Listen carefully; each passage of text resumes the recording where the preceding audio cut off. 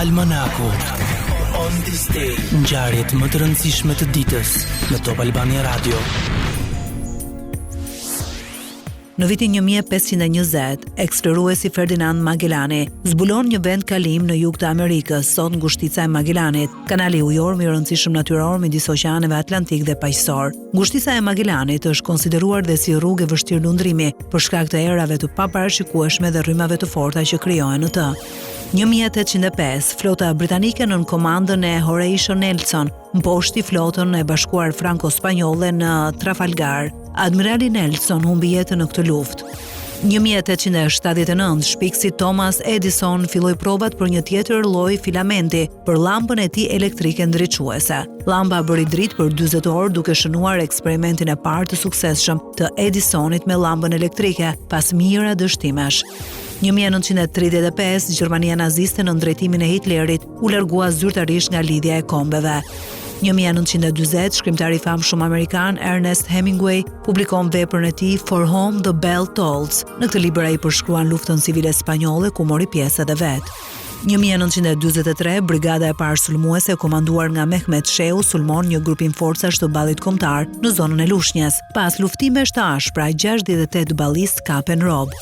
1945, në Francë, gratë fituan për herë të parë të drejtën për të votuar.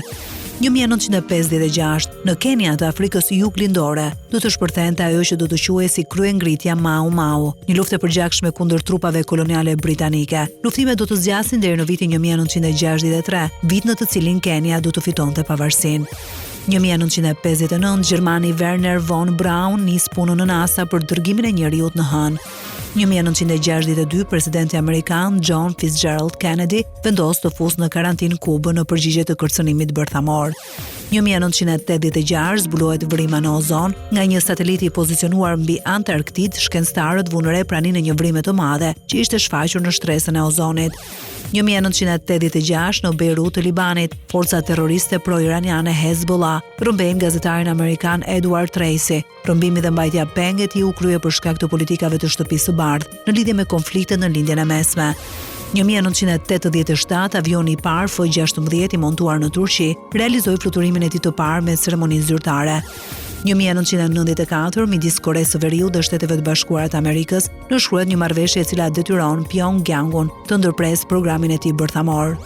2011, në Shqipëri zhvillohet për herë të parë një maraton ndërkombëtare, rreth 3000 vrapues mes të cilëve 800 maratonistë të ardhur nga 13 vende të botës ju bashkuan maratonës në Tiranë.